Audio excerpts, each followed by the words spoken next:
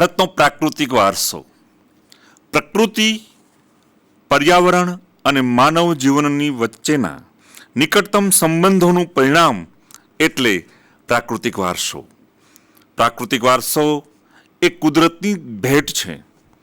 ભારતનો પ્રાકૃતિક વારસો વિશિષ્ટ અને વૈવિધ્યસભર છે કે જેમાં ઊંચા ઊંચા પર્વતો, લાંબી લાંબી નદીઓ, વિશાળ અને ફળદ્રુપ મેદાનો, ખીણ પ્રદેશો, ઝરણાઓ, રણોનો તથા વૃક્ષો, વનસ્પતિઓ, જીવજંતુઓ, ઋતુઓ, પશુ પક્ષી પ્રાણીઓ અને વૈવિધ્યપૂર્ણ ભૂમિ દ્રશ્યો કે જેમાં વિવિધ પ્રકારના ખડકો, ખનિજોનો સમાવેશ થાય છે. આપણે સૌ પ્રકૃતિના સંતાન છીએ. પ્રકૃતિએ આપણી આહાર, પાણી, શુદ્ધ વાયુ તેમજ નિવાસ જેવી લગભગ બધી જ આવશ્યકતાઓ માટે સુંદર વ્યવસ્થા કરી છે. પ્રકૃતિ સાથેનો આપણો વ્યવહાર શ્રદ્ધાપૂર્ણ હોવાના અનેક ઉદાહરણો આપણી અંદર જોવા મળે છે.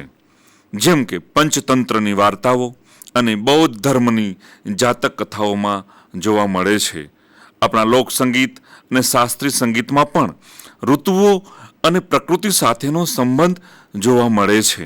આપણા ગીતો, તહેવારો, કવિતાઓ, ચિત્રોમાં પ્રકૃતિ અને ઋતુચક્રનું નિરૂપણ જોવા મળે છે. નેચરોપથી એટલે કે નિસર્ગોપચાર, આયુર્વેદિક, યુનાની જેવી ચિકિત્સા સંપૂર્ણપણે પ્રકૃતિ પર આધારિત છે. પ્રાકૃતિક વારસાના 4 ભાગો છે, જેમાં એક છે ભૂમિ દ્રશ્યો. ભૂમિ દ્રશ્યો જે છે ભૂમિ આકારો દ્વારા અનેક ભૂમિ દ્રશ્યોનું સર્જન જોવા મળે છે. દાખલા તરીકે હિમાલય. હિમાલય એ પર્વત એ ભૂમિ આકાર છે. હિમાલયમાં અનેક પ્રકારની ઉપયોગી વનસ્પતિ, ખનિજો, અવનવા પશુ પંખી અને શિખરો બરફથી છવાયેલા રહે છે. તેમાંથી મોટી નદીઓ બારેમાસ ભરપૂર પાણીથી સમૃદ્ધ રહે છે. તરાઈના જંગલો પણ ત્યાં આવેલા છે. ત્યાર પછી બીજી વાત કરીશું નદીઓ.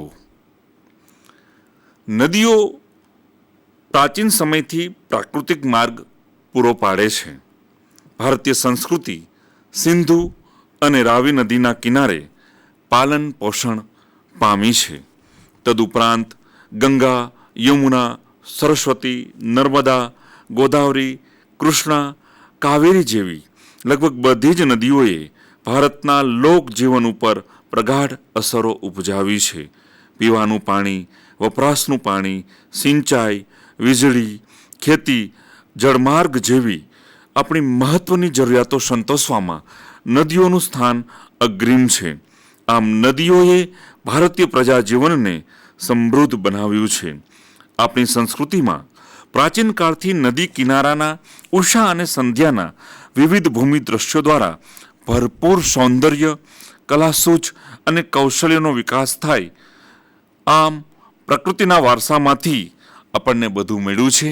એટલે જ આપણે નદીઓને લોકમાતાનું બહુમાન આપ્યું છે. વનસ્પતિ જીવન. ભારતની પ્રજા આદિ સમયથી પર્યાવરણ પ્રેમી રહી છે, જેની સાક્ષી તેનો વૃક્ષ પ્રેમ, પુષ્પ પ્રેમ અને છોડવાઓ પરત્વેનો આદર સૂચવે છે. માણસ, પ્રાણી, પશુ પક્ષીના આહાર માટે વનસ્પતિ પર આધાર રાખવો પડે છે. વન્ય જીવન. પ્રાચીન સમયથી ભારત દેશ પ્રકૃતિ પ્રેમી હોવાની સાથે સાથે પ્રાણી પ્રેમી સંસ્કૃતિ ધરાવતો દેશ છે. વાઘ, સિંહ, હાથી, ગેંડો, શિયાળ, રીંછ, હરણ, રોજ, સાબર, સસલા, અજગર, સાપ, નાગ, નોળિયો, ઘો, શાહુડી જેવા અનેક જીવો અહીંયા જોવા મળે છે. પ્રાણી પ્રેમી સંસ્કૃતિ ધરાવતો દેશ ભારત દેશ આ વન્યજીવોની રક્ષા માટે અહીં અભયારણ્યો બનાવી તેના જીવનની સુરક્ષા માટે કાયદા પણ ઘડેલા છે.